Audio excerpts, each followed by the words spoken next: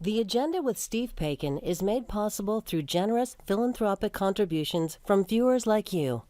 Thank you for supporting TVO's journalism. If history was ever a dry and dusty academic subject, it sure isn't anymore. Tonight, the case for why historical literacy has never been as important as it is today, even as it's rarely been as contested. Then, writer Marsha Lederman is here on her new memoir, finding the answers to questions she never asked her parents who survived the Holocaust. It's Wednesday, October 5th, and that's tonight on The Agenda.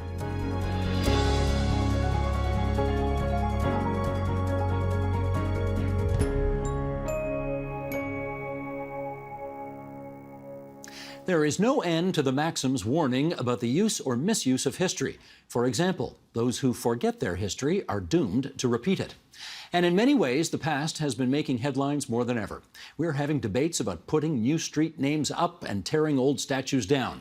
So, if it's a live topic, what does that mean for those who teach it? And are we teaching history as well as we should?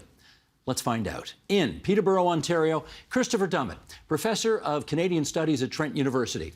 And here in our studio, Anthony Wilson-Smith, President and CEO of Historica Canada. Trilby Kent, author of The Vanishing Past, Making the Case for the Future of History. And Christina Ganev, a history and social studies teacher and coach with the Toronto District School Board. And it's great to have you three around our table here in the middle of the capital city of the province. Chris, thank you for joining us on the line from Points Beyond. I want to start. Trilby, I'm going to spend some time with you off the top here, okay? We're going to start with an excerpt of your book. So, Sheldon, if you would. On the individual level, studying history gives us roots, a context for our existence. Individuals who lack that context lack a significant element of self-understanding, but also an understanding of their relationship with the rest of society. Rootlessness limits our ability to function, to empathize, to feel invested in anything beyond our own immediate needs. It also disempowers us. Powerless people become easy targets for exploitation, propagandizing, and manipulation, particularly by those who appear to offer membership to a group or a cause. Can't imagine what you're referring to there, Trilby. Anyway, first of all, beautiful book, read it, loved it. Thank you. Extremely well written, not surprised. I know who your parents are. Your book is an argument for our schools to be teaching history better. So let's start there. What's wrong with the way history is being taught in our schools right now? The short answer is there's just not enough of it. And I'm at great pains in the book to stress this is not the fault of history teachers. There are many brilliant teachers doing wonderful things in classrooms across the country. This is a bigger problem about the extent to which the subject has actually been eroded, probably over the course of my lifetime, 30 or 40 years.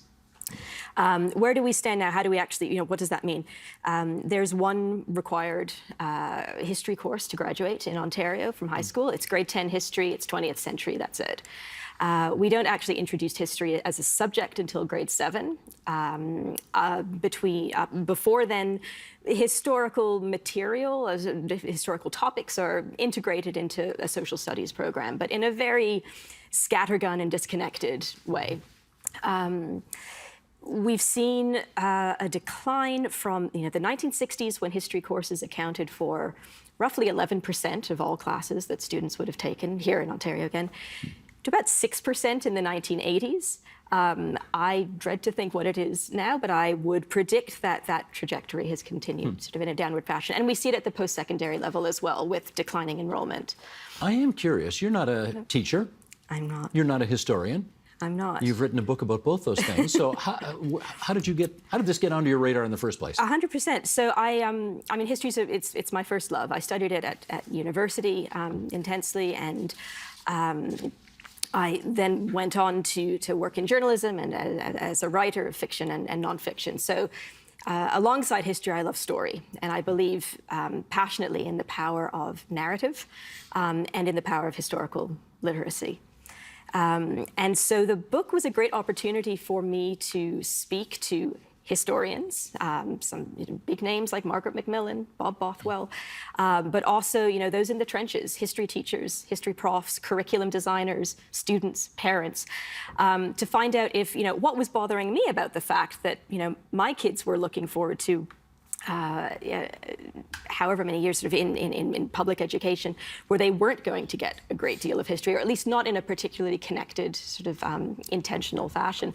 I wanted, to find out more about how we reached this place, what the costs are, and what we could be doing differently. There's a point in your book where you say, I talked to a grade 12 student, and he said he didn't like history because he didn't like the way the dots were connected.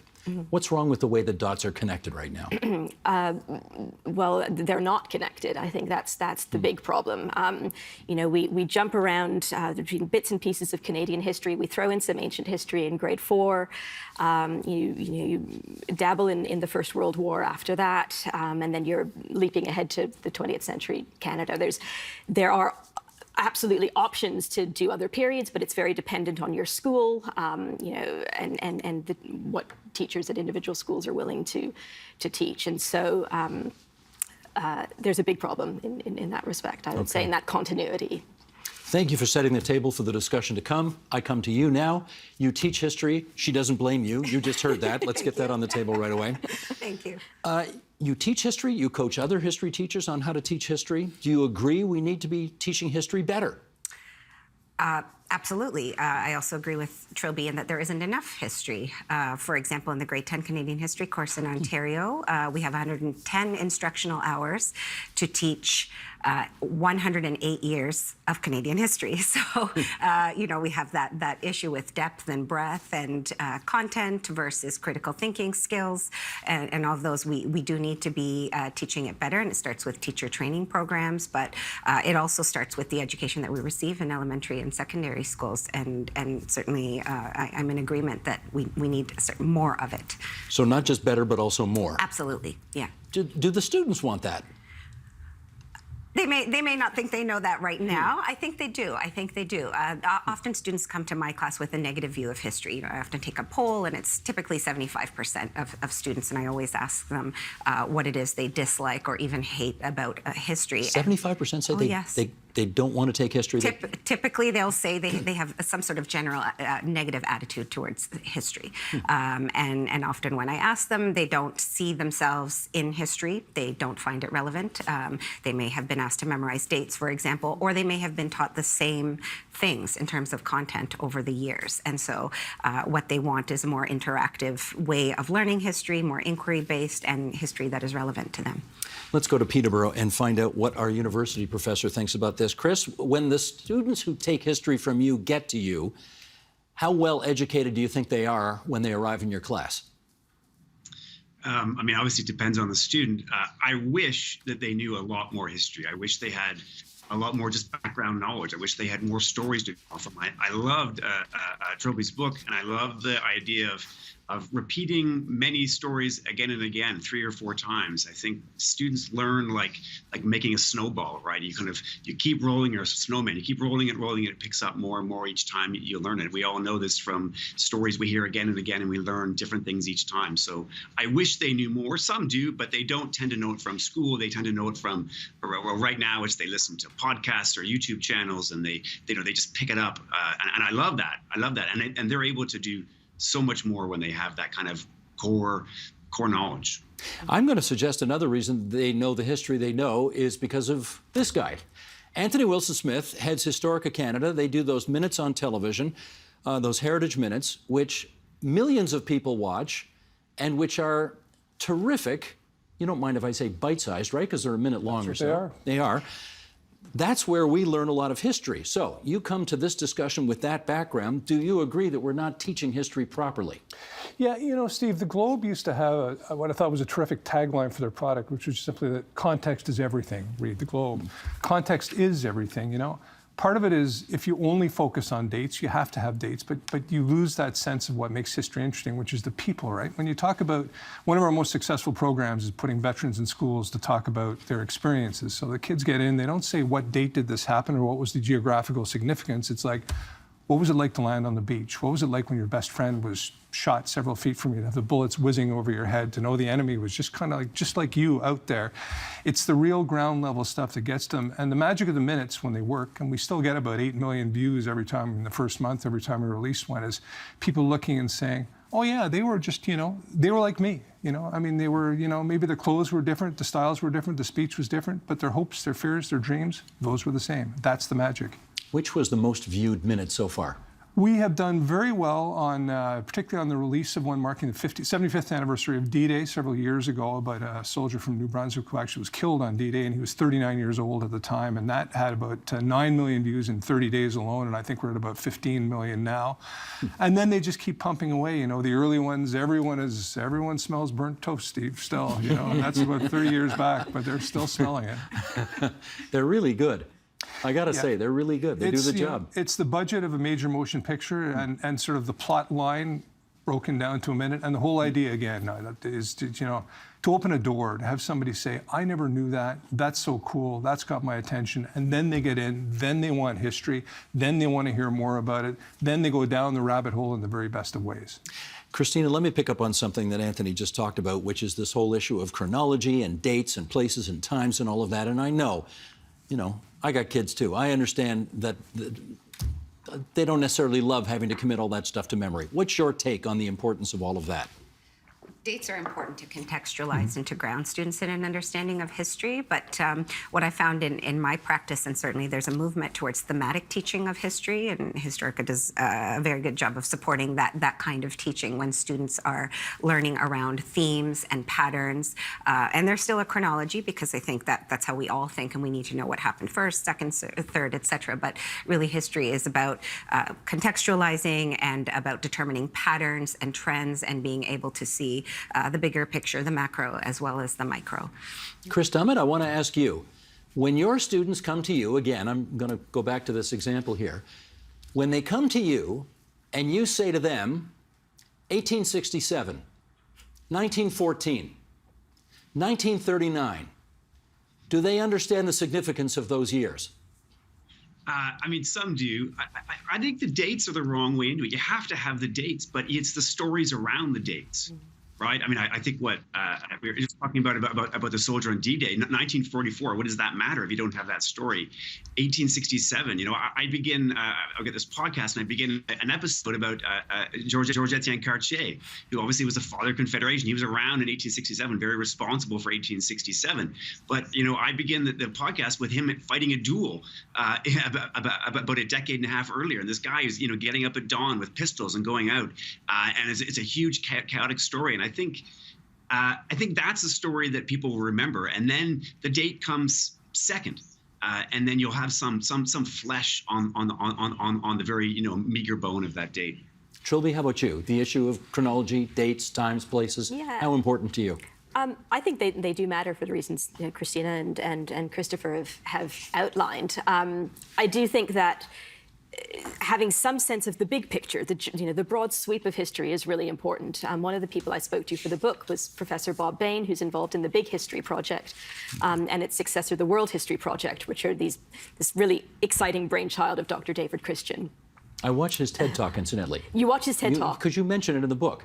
Yes. David Christian's TED Talk. The history of the world. The history of the whole world. Exactly. In 20 minutes. And how many people? Like 10 million people have watched that thing. Yeah. Loads and loads of hits. And so this is the thing. So what we need to be focusing on constantly is tacking back and forth between that broad chronology and the details, and asking, does the evidence support that broad, the broad narrative, the big story that we're telling?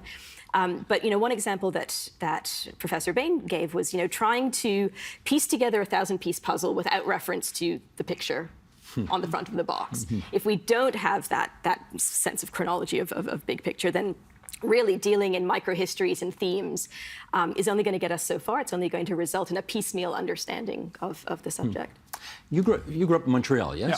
So you grew up as an Anglophone in a mostly Francophone province, therefore presumably learning a different history in your school system than the Francophone kids would have learned, which makes me wonder, if my premise is right, is it possible to teach a common history in a bilingual, multicultural country? Well, apparently not, because it's really not done. The other reminder, Steve, of course, is that if, there's only 4 of the 13 provinces and territories teach history as such, although a few more have social sciences and things within. But yeah, we learned a much different, while they were learning about Dollard and otherwise, we were learning about the British Army. I mean, we thought the British Army were the heroes on the plains of Abraham. They didn't. That continues in many ways to define Quebec, as we saw in the election a couple of days ago. You know, we lack a national narrative, and that's both good and bad. The value of a national narrative, I think, is fairly self-evident. You grow up with a greater sense of country. On the other hand, you tend to create some false idols, and things are less questioned, you know. And now, as we are, I mean, what you learn in Manitoba is much, much different than what you're learning in, you know, in Ontario. And your knowledge of things like, to take a specific, I'm sure we'll talk about Black history. Well, if you're in the Maritimes, you know a whole lot more Ontario than you do if you're out west about that, and that's a whole. Can I pick up on that with you? Because certainly, until relatively recently, Black history was a very underserved area of history taught. Women's role in history would be another example of something that was not taught as much. How are you dealing with all of that in high school? Well, we had a curriculum revision in recent years, but it's still not sufficient. It covers the history of First Nations, Métis, and Inuit, but there is no specific overall expectation, for example, in the curriculum in Ontario that addresses Black history or women's history. It's sort of very general, how different groups within the land we live on experience different events. But we are really trying to investigate and introduce our students to untold and undertold stories, because I guess that is an advantage in the same way, in that our overall expectations are so broad that we can bring it in. But of course, our teacher training programs have to catch up to that. And teachers also have to be able to access those resources and be able to find them. So that becomes the challenge. Where do we find these stories? Because what we want to do is to spark joy and curiosity in our students by introducing them to these stories. And I think that's the role of the educator, the practitioner on the field, is to bring these stories to them, because the internet is rife with all kinds of stories, but for students to access them, they need someone to facilitate and guide and make sure that their story is also represented in the story of Canadian history. If it's, I don't know, and you tell me, is it the case that if you're a young, let's say you're a young Black kid in elementary school in the province of Ontario, and you're learning about old white men from 150 years ago, is that just something that's not going to resonate with you? Not necessarily. I think we need to have an inclusive story of Canadian history that includes all of the voices. So those stories are important. They are important to our story of Canadian history. But we need to look at telling the truth, right? We're in an era of truth. We're in an era of truth and reconciliation, and our role as educators is also to tell a truthful Canadian history, which means bringing in all of those narratives and making it relevant to that young Black boy, but also all of the students that we serve in a multicultural society or classroom, particularly in Toronto, where we are. Chris Dummett, is there a way to frame Canadian history in a way where everybody sort of sees that they've got a piece of it or a piece in it?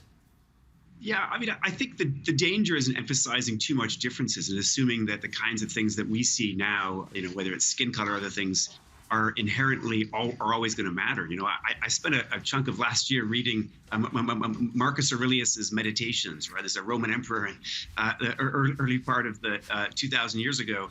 And I'm not Italian, I'm certainly not a Roman emperor. And yet when I read that book, it's just astoundingly relevant, and you see yourself in it because it's such a human story. And I think when history is done right, and you get into these human stories and you teach them right, people will see themselves in these predicaments that we all face as humans. Trilby, what do they do in Australia?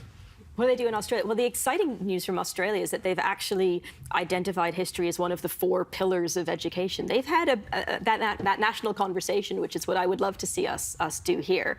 And it wasn't always pretty. You know, the history wars years were complicated, but they've reached a point where they've come to the agreement that history matters, and I think that that's the first step. A diverse and inclusive history matters, and we have to explode the old master narratives and try and, you know, piece together something that includes a range of voices and perspectives, and that's not easy. But Australia, along with countries as diverse as Germany, Sweden, Japan, they've all managed to agree on a cumulative elementary, at least, history curriculum, which is something that I think we lack. You know, we teach math year on year from grade 1 to grade 12. It seems obvious that, you know, we should do the same thing with history as well. But in Australia, you've got to take it all the way to the end of high school? I don't know that it's required all the way to the end of high school. It's certainly in the first few years, and they've certainly said we set it as a priority. Should we do that? Yes. We should do that. Absolutely, 100%. It's something of course, that, changes every few years. It's according to the capricious whims of who's in power and who's in the Ministry of Education and so on. So, what was true last year may not be true next year, but I think this is a project that, is worth taking on, and it's worth investing that time. Anthony, there's a lot of cooks in this kitchen. You got the Ministry of Education, you got school boards, you got teachers, you got parents, you got students, and everybody's got a good idea about what ought to or ought not to happen. As you look around, who do you blame? Who do you praise? Who do you blame for because it's this bad? Who do you praise because at least it's as good as it is? Well, I think the essence is sort of the philosophy, Stephen. I think really there's sort of four pieces to the arc of Canadian history. One is that this has been indisputably an absolutely great nation for probably the overwhelming majority of people who were born here or who have come here. The second part of that is that we have failed miserably in our dealings with certain groups, most notably Indigenous, of course, and Black people, other people of color as well. The other things are that demonstrably through our history, human rights issues, equality issues have improved significantly in almost pretty much every field that you look at. The final piece of that, though, is having said that, they're nowhere near where they should be or where we need them to be in coming years. So it's, it's a sort of a sweep of great successes marked by notable failures in certain areas, and that's the way that we have to tackle that now. You can't only focus on failure. You can't only focus on saying, look at us, we're so great. Okay, Chris Tummet, how about you? Where do you like to point the finger at? If only these folks would pull up their socks, we'd have a better educated populace when it comes to history. Well, I won't take on the whole question. I would say in my world in the university, I think the dilemma is actually slightly different from what Anthony Wilson-Smith was just saying. I think the dilemma is a kind of over-critical approach, which has tended in its kind of over-criticism to be somewhat parochial. So it's what Roger Scruton, the British philosopher, called a kind of oikophobic approach, by which he meant the opposite of xenophobic. So not a dislike of foreigners, but a dislike of the self, a dislike of our own culture. And I think this is a genuine problem in university history teaching today, in the sense that there's an incredible focus on the sins of Canada in a kind almost in a vacuum. I'm struck by the talking about the need to teach the Atlantic slave trade, which of course we did, and it's a fascinating and fundamentally important topic. But you rarely hear people want to talk about the Islamic slave trade that sent almost even more slaves up Africa into the Middle East. It's an incredibly important topic, really unheard of in North America when we're so focused on just our own stories. And why do you think we don't teach that aspect of the story? Well, I would say in the university world, it doesn't criticize Canada, and it's just if you're so focused on present, political / moral goals, then that story does not fit to purpose. Christina, when you're in the staff lounge and you're not gossiping, I won't say gossip. When you're having a serious intellectual discussion with your colleagues about that damn ministry or that damn school board or those damn parents or those bratty kids or something, who do you look to and say, we'd be doing so much better if not for what group? I don't know that I would necessarily lay the blame at any one group, but certainly going back to how we started this conversation, we certainly need to start history earlier on in elementary school. How early? I have children in grade 2 and grade 4, that early. Grade 2, I would say, there is no reason to not start that story. They learn all kinds of stories, and my students are very fortunate. They have wonderful teachers at a wonderful school. They're learning. They had Orange Shirt Day and Truth and Reconciliation. They know all the calls to action, which is wonderful. But to have it mandated and specifically implemented in the curriculum, grade 1 all the way up to grade 8, so that students have this big picture that they can come to high school with all of that context, and then we can really get into those stories and those narratives and the big arc and the small stories of Canadian history, and perhaps they would continue to further their studies in post-secondary, and we would see that enrollment go up. They certainly play video games in grade 2, don't they? Not my son, but some other lucky kids are. Because I do know kids who've played war video games, and that's how they've learned places and dates of World War II battles and so on, by playing video games. Yeah, so, gamified learning is certainly one way to do it, yes. There we go. Yeah. Now, okay, I want to take advantage of your being here to ask this next question, because you had some interactions with the Ontario Ministry of Education when you wrote the book, and you tried to ask them, why do we teach the way we teach and what we teach and when we teach it and all of that? And I notice, I think you you replicated the entire response that you got from a bureaucrat in the Ministry of Education, and it was a long, very thorough answer. What did you think of the answer? It was a long answer. I don't know that it particularly addressed any of the questions well, that's that what I was going to ask. Was it on point? Not really. I mean, it was a boilerplate kind of summary of the status quo. And so I think, you know, you're asking, I'm not so interested in saying, you know, who do we blame here, but rather, you know, where will change occur? Where will it come from? And, you know, the bad news is the political divide between ministries of education, teachers' unions is, you know, perhaps too wide, you know, for this conversation to really get started there. The good news is public engagement with history, interest in history, I think has probably never been as high as it is today, particularly because we've just come through, you know, a global pandemic, and we're watching war in Ukraine evolve. We're having conversations about the legacy of institutionalized racism and slavery, the 1619 Project in the States, that sort of thing. I think if there is enough of a groundswell of you know, from students, from teachers, from practicing historians themselves to say, you know, this matters. This is a conversation that we want to have. That's how change is going to come about. We can't wait for it to trickle down from the top, because the political will probably isn't there. You got offspring, yes? Yeah. What do you got? I've got a 10-year-old daughter and a 4-year-old son. And their personal education in history, how's it going? In my daughter's case, it's going pretty well because she's interested. I think we sort of caught her early when she was hooked with horrible histories with the Oregon Trail and Mission US during the long pandemic lockdowns. She reads historical fiction.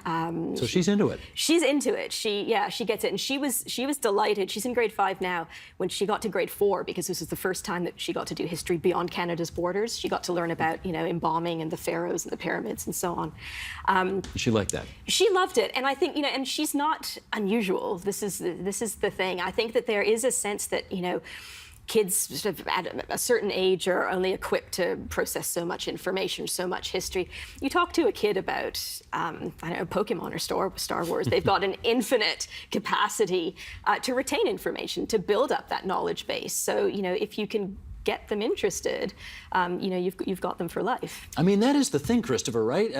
Trilby says it in her book.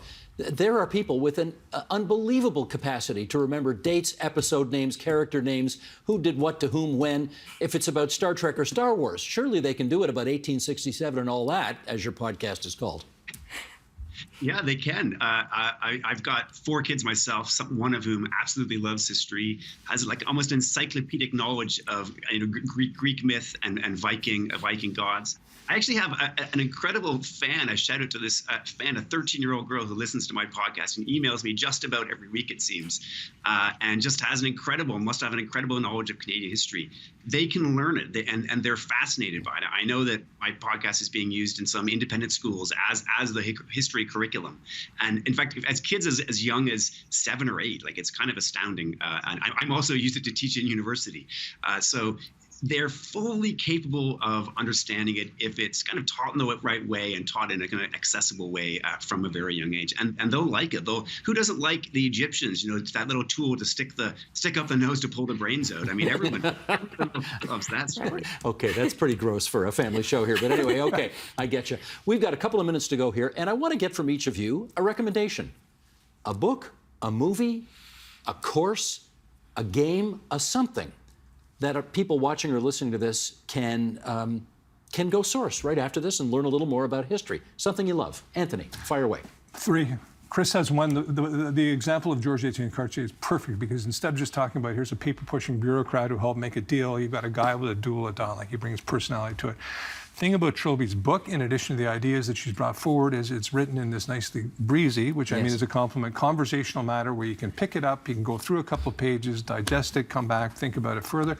And the final, why not plug our own, is, of course, you know, the Heritage Minutes. You know, we put out the Canadian Encyclopedia, has more than 20,000 articles in both official languages. We have about 16 million unique users a year, and it has gone way up, Steve, in views during the pandemic, proving again, people want historical context to what's going on now.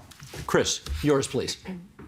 My favorite thing right now is The Rest is History, a British history podcast, which covers, they're 2 British guys, but they cover, you know, world history.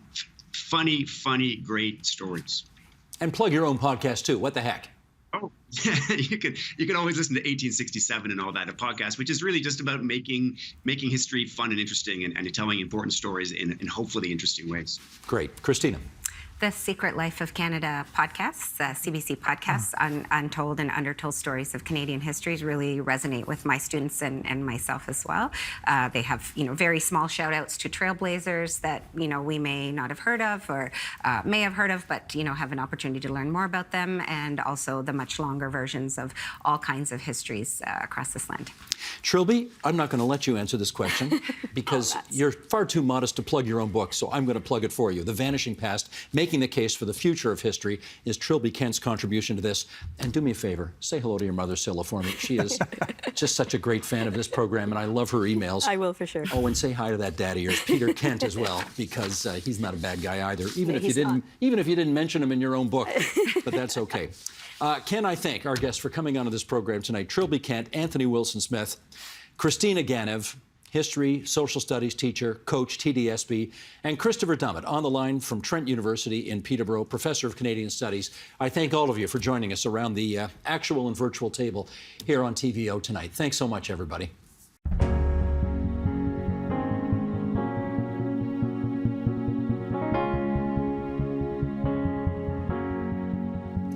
As the child of parents who survived the Nazi Holocaust, writer Marsha Lederman learned an important lesson at a young age. Don't ask too much about that. But as she became a journalist, the questions about it and her parents' lives only grew. It's all resulted in a beautiful and original memoir titled Kiss the Red Stairs, The Holocaust Once Removed. Marsha Lederman is a columnist for the Globe and Mail, and she joins us now here in studio, and I'm delighted to meet you. I don't think we've ever met before. Weirdly. Weirdly, I know. And the book is phenomenal. Thank you. Not good, phenomenal, which is why you're here, because it's just great. Take us back to your childhood. You ask your mother, why don't I have grandparents? And what's the answer you get back?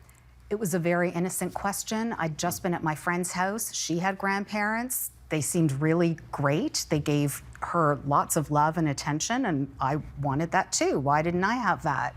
And my mother, I guess, was caught off guard, not expecting this question. And her answer, as I remember it, was maybe a little bit too truthful. She said, I didn't have grandparents because the Germans hated Jews and they killed Jews, and they did that by putting them in gas showers. You're how old at the time? 5 years old. Yikes. And maybe that wasn't exactly her wording, but that was the story I walked away with. And my mind was, of course, swimming with all kinds of questions. Jews? I thought everyone was Jewish, because when you're 5, you think your experience is what everyone's experience is. I was very young. And then, who were these Germans? Why did they hate us? Do they still hate us? In hindsight, is that a bad answer to give a 5-year-old? It is a very bad answer. Just confirming, yeah. Should I write a parenting book sometime? I will not suggest any brutal honesty like that. But then I was picturing these showers. What did they look like? Did they look like our shower? And did gas come out of the shower head? And if so, how did that kill you? These were all these questions that were going on in my head. And of course, I didn't say a word. You grew up in what city? Toronto. You went to public school? I did. Did you get much education in public school about the Holocaust? 0. 0? I would say between grades kindergarten and 13, I don't believe it came up ever. But my parents sent me to Hebrew school after regular school, 4 to 6 on Tuesdays and Thursdays and Sunday mornings. And there we learned about the Holocaust. At what point did you suggest to your mother, if ever, that the answer she gave 5-year-old Marsha might have been a bit too stark? I don't think I ever addressed it with my mother, who died in 2006. I don't think I ever recounted that story with her. She probably would have denied it, and good on her. But the lesson that quietly taught me was, be very careful with the questions you ask, because the answers could be extremely damaging. after that, I was very quiet about the Holocaust. My parents talked about the war. They talked about not having food. They talked about some sort of seemingly exciting adventures, or at least that's how it seemed to me as a kid. But then when I was 7 at that Hebrew school, they showed us a documentary, which might have been Night and Fog, but it included these horrific images of corpses being bulldozed into a pit. And I remember looking at those bodies and thinking, one of those people could be my grandmother. Well, one of those people could have been your mother. Your mother, and I mean, okay, you tell it, I shouldn't tell it, but your mother ended up in Auschwitz. She did. She was 14 when the war broke out, and she was sent to the ghetto with her family. At 15, she was kidnapped on the street. That was her terminology. I think it's appropriate, by a Nazi soldier who made her set up a barrack for Nazis who were going to be overseeing the ghetto, and then made her move in there the next day. Imagine a 15-year-old daughter, your 15-year-old, letting her be with these Nazis living in that situation. And then she was a slave laborer in her town of Radom, Poland. And then in August 1944, she was sent to Auschwitz. Where she saw the angel of death. She saw Josef Mengele. Yes, Mengele was on the platform when she arrived. And writing this book, I really tried to put myself in her shoes. I don't have her around to ask these questions of anymore, but I tried to picture what would it be like, even after those years of hell, being a slave laborer, seeing your family disappear and not knowing where they were. But even after days of being in the cattle cars, going to Auschwitz, having those doors open and arriving into that, what would that have been like? And it was Mengele who pointed her to the right, I believe it was. This is the guy who, you know, he points in one direction, you're dead. He points in another direction, you live another day. Exactly. Yeah. And thus he earned his nickname, I guess, the Angel of Death. My mother said she never forgot that. She never forgot his eyes. She never forgot his face. But she was pointed to the right. She had her head shaved. She had her forearm tattooed. And then, miracle of miracles, she was reunited with her sister there, who she hadn't seen for years at this point. And as the story goes, they looked at each other and laughed because they both looked so ridiculous with their heads shaved. But of course, they must have been overjoyed at this improbable reunion. And after that, they were together for the rest of the war. Your dad's a different story. It's actually 90% of Poland's Jewish population perished during the war, and both your parents made it. It's really quite amazing. It's a miracle. I'm not I shouldn't be here. Right. I was not meant to be. The defining story of your father's life is how you have referred to this time of his life. How did he survive it? He was a slave laborer in a ghetto in Pietrków-Trybunalski in Poland. And there was a day when whoever was in charge decided they had too many workers. There were too many Jews. And they said they were going to execute every 10th Jew. And my father was one of those Jews who was a number 10. My father begged a soldier, said he had a gold watch that he could give him and other valuables.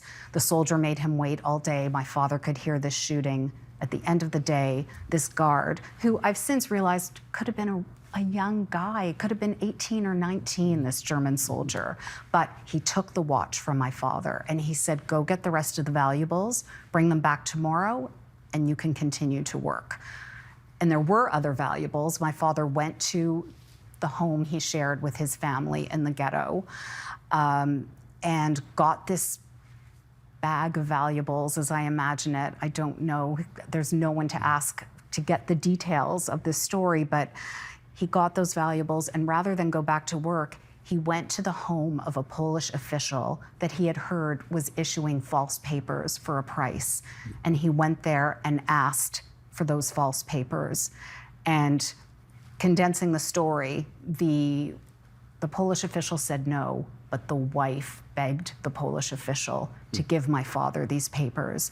And so Jacob Lederman became Tadeusz Rudnicki, Polish Catholic, and remained that for the rest of the war. He took those papers, he got on a train to go into Germany. Can you imagine what that would take, the bravery? And he got work on a farm in Germany and pretended for the next 2.5 years to be this whole other person, this Polish Catholic named Tadek. This story gets crazier and crazier by the minute. I mean, a miracle is a good way to describe it. Your father, we're going to fast forward a bit here, your father died 4 days after your 18th birthday. What a sad birthday that must have been. In hindsight, how well did you know him? How many stories did you get out of him? How did all of that go? I didn't get the stories, Steve. I didn't get them because I was a teenager. I was not that interested in what my parents had been through, which is bizarre to me now when I think about it. I knew they'd been through this terrible thing, but I never sat down with him and said, tell me about that time you hid in the haystack, or which I think it was a haystack, and someone brought him bread, or maybe it was apples. My sisters and I have different versions of the story. I was young. I didn't get those stories. My sisters were older than me. They knew a lot more, and they told me a lot, and my mother told me a lot. She told me that story about the bribery with the watch and getting the papers. And it's just one of the great regrets of my life that I didn't get to know my father better firsthand. For writing this book, I went through a journal he kept when he went to Poland and Germany in 1979, which was a hard time to go back. It wasn't like he went back on an organized tour. He was on his own. It was very difficult. He was heartbroken. And I read through this journal and I realized how much I am like him. He was very funny and he was a beautiful writer. And I believe that— so are you. Thank you. I believe I inherited that from him. Well, you don't spare yourself much in this book, I have to say. You are very, very self-critical about some of the way life has worked out for you, let's put it that way. And at some point you start to ask yourself questions such as, do many of the personal problems that I have in relationships, in other things as well, can I trace some of that back to the fact that my parents went through the Holocaust and I grew up amidst trauma? When did you start to ask those questions? So around 2015, 2016, my personal life was blowing up. And at the same time, this study came out that got a lot of attention, that looked at the potential transmission of trauma from survivors of the Holocaust to their descendants. And it specifically looked at epigenetic transmission of trauma, meaning it was something that was happening in the genes. And there were these headlines like, children of Holocaust survivors experience the concentration camps, and children of Holocaust survivors have trouble bouncing back from trauma, that kind of thing. And I thought, oh, is that what's happening to me? So I started looking into it and reading more and more. And it occurred to me as I was doing this research that I have some of the traits that a lot of other children of Holocaust survivors have. We can be negative, pessimistic, suspicious of others. We can always be waiting for the other shoe to drop. Good things don't happen to us. Not as resilient as perhaps you need to be? Well, that's a very good point, because I realized eventually that if I had inherited the trauma that my parents experienced, that maybe I also inherited their resilience. Maybe I also inherited the strength that allowed them to continue on with life after the worst things had happened to them. But that realization came later. In the meantime, when you were diving in, I like this line in the book. You said, you got to a point where you really just couldn't take your connection to the Holocaust anymore. And you said, I closed the book on my Holocaust obsession. I was done with it. It was not done with me. What did that mean? It meant that I could ignore it all I wanted. I could stop being obsessed. I could stop reading every single book that comes out about the Holocaust. You should see my bookshelves at home. There's an entire Holocaust bookshelf. And I could do that. And it was good to do that. I needed a break. But it didn't mean that those things weren't still inside me. And I don't know, is it epigenetics? Is that the reason that maybe I inherited some trauma from my parents? Or was it that they had been so severely damaged that there had been an impact on their ability to parent me? My parents were amazing people. They were smart and funny and incredibly loving, but they had also been through real, incredible trauma that I can't even begin to understand, even though I have spent the last few years researching the story of their lives. So of course that's going to affect them. And of course that's going to affect me. Did it affect me because our home was a little different than other kids' homes? Or did it affect me because my genes have these marks on them that I inherited from my mother and father? I don't know, and I'm not sure it matters in the end. It is a thing that often the second generation of Holocaust survivors play out revenge fantasies in their minds. Did this happen to you? When I was a teenager, I used to fantasize about being left alone in a cell with a Nazi and torturing this Nazi. Not to death, because death would be too easy. And out. It's kind of a horrible thing to admit now and a terrible thing to say, but it's true. I used to feel that way. I had so much anger, and that's where it went. And even though I'm not quick to anger, I'm pretty calm actually, but when I do get angry, it's like a storm going off inside me. And maybe it's because of everything that happened in my family. You ask a lot of profound questions in this book, and one of them, again, that I like that I want to put to you is, how do you think about the most horrific thing when it has given you the best thing, life? What is the answer to that question? I wish I knew, but like I said, when I sat here with you, I'm a miracle. I'm not supposed to happen. All the things that had to happen for me to exist, for my parents both improbably to survive the Holocaust, and with all the twists and turns in their stories, and there's so many, some of which they did themselves, some of which were pure luck and circumstance. So for them to both survive, and then for them to meet, which is a whole other set of circumstances that brought them together, and then for them to feel that they could start a new life and have children and move to Canada and buy a little business and buy a little house in the suburbs.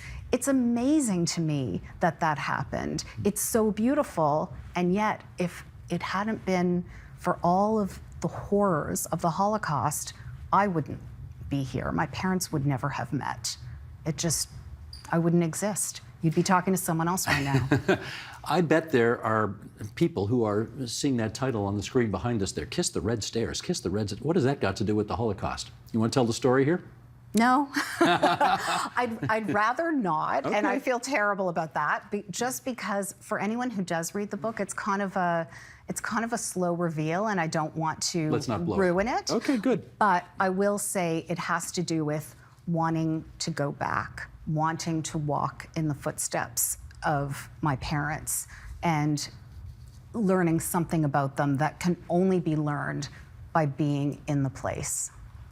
There is a book called The Choice by Edith Eva Eger, and she writes the following: suffering is universal, but victimhood is optional. We cannot choose to have a life free of hurt, Eger wrote, but we can choose to be free, to escape the past no matter what befalls us, and to embrace the possible. I invite you to make the choice to be free. And then your words, remembering is important, but we can't live there. Okay, Marsha, have you made the choice yet? I think I have. You think you have? So Edith Eger survived the Holocaust, survived Auschwitz. She was there at the same time as my mother. Maybe they met, maybe they crossed paths. I'll never know. But her book, thank God it crossed my path, because it really helped me. It helped me see that not only I could get over, the little traumas of my life, and also the huge traumas that had happened to my parents, but that it was okay to be unhappy about things that aren't Auschwitz. One of the things that has plagued me has been that, how do you get upset about, not getting the job you want when your parents survived the Holocaust? Like, you have nothing to complain about. And as a teenager, this was really something that I was very aware of, that I can't complain about not getting those designer jeans or not getting the boyfriend I wanted, because my mother didn't get to be a teenager. She did not get to live those kind of dreams. So it becomes,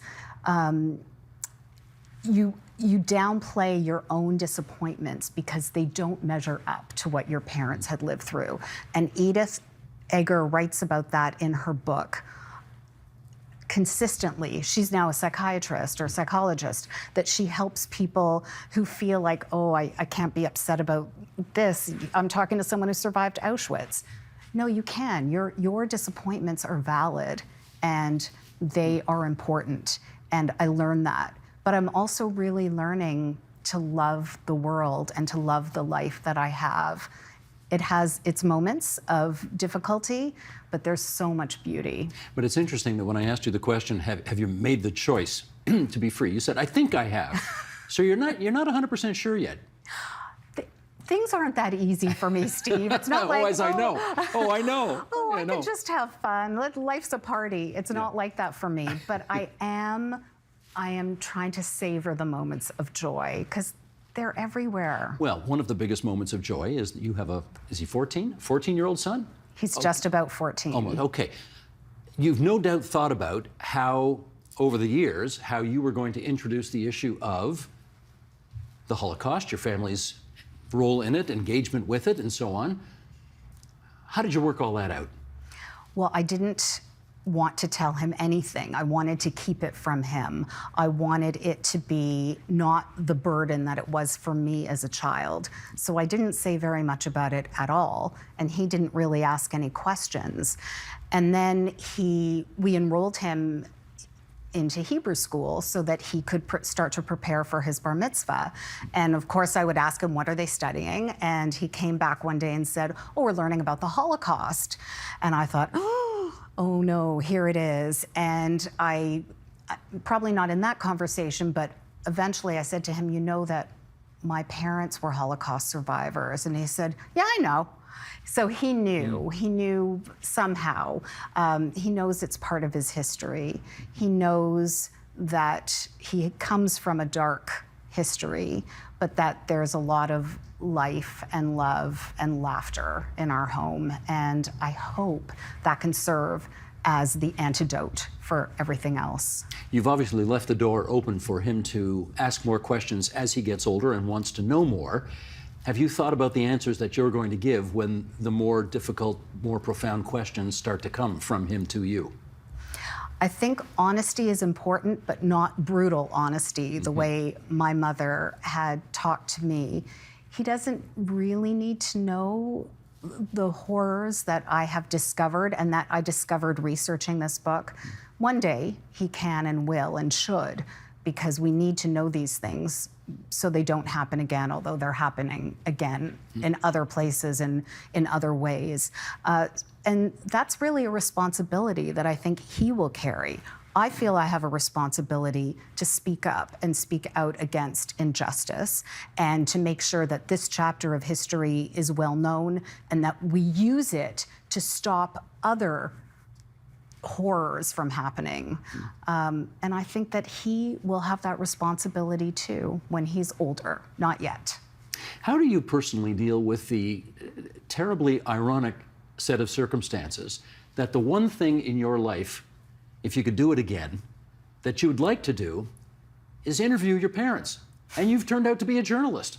And the two people in the world that you would love to interview more than any other, you'll never get to. How do you deal with that?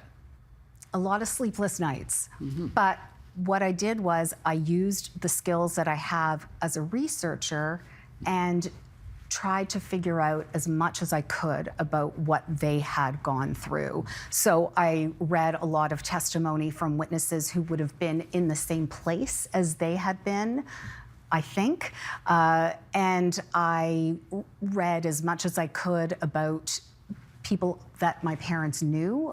Quite a few of them had written memoirs themselves. And I had planned to go and walk in their footsteps in Poland and Germany. And my flight was supposed to leave on March 12th, 2020. Oh, I wonder what happened instead. So I did not get to go, but I hope to go still. Somehow I feel like being there, being where they were, will inform me in a way that reading a million books can't. It will be the most, I mean, I've had the, I don't know what you call it, privilege, misfortune, whatever, of having been to Auschwitz 3 times, and you need to go. You know you need to go, and you will, yeah. Well, I've been to Auschwitz with my mother, which was horrific, but I haven't been to see where my parents met, where they married. It's the other things, okay. It's the kind of happy things, the childhood things, because I don't want to just think of them as victims. I want to think of them as people who had lives, who had a honeymoon phase in their marriage, who had, joy. And that has been missing from the narrative all along, and I'm trying to pull that out. Brilliant. Kiss the Red Stairs, the Holocaust Once Removed. Marsha Lederman, we're so glad you made the trip to Toronto for us, and thanks for being here on TVO tonight. Thank you so much, Steve.